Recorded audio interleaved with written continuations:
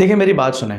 अब आपने पिछली वीडियो तो देख ही ली थी, सो ये टॉपिक कम से कम मुकम्मल देखें ताकि आपको पूरे टॉपिक की अच्छे से समझ में आए।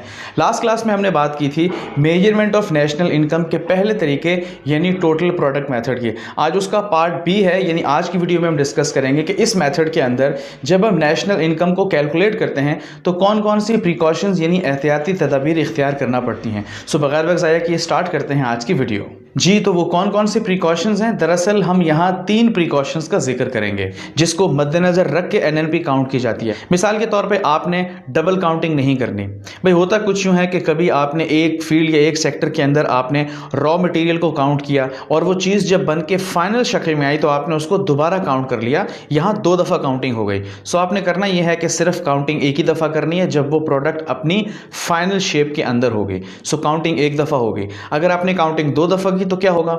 इसका मतलब ये होगा कि आपने अपनी इनकम को उतना दिखाया जितनी दरअसल वो थी नहीं, जिसकी वजह से आगे चलकर कॉम्प्लिकेशंस पैदा हो सकती हैं। दूसरी प्रिकॉशन है एडजस्टेड प्राइस।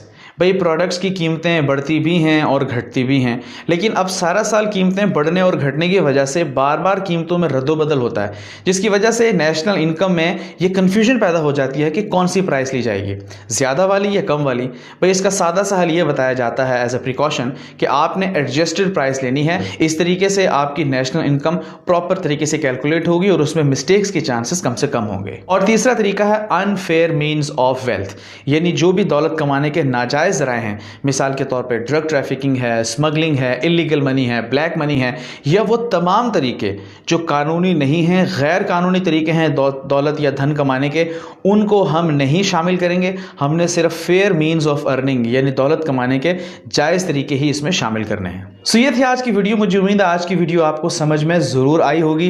वीडियो पसंद आई है तो लाइक कीजिए, चैनल सब्सक्राइब कीजिए, साथ बने हुए बेल आइकन को प्रेस कीजिए और हाँ, ये वीडियो अपने दोस्तों के साथ शेयर करना मत भूलिएगा। हम मिलते हैं अगली वीडियो में किसी नए टॉपिक के साथ। टिल देन अल्लाह हाफिज़।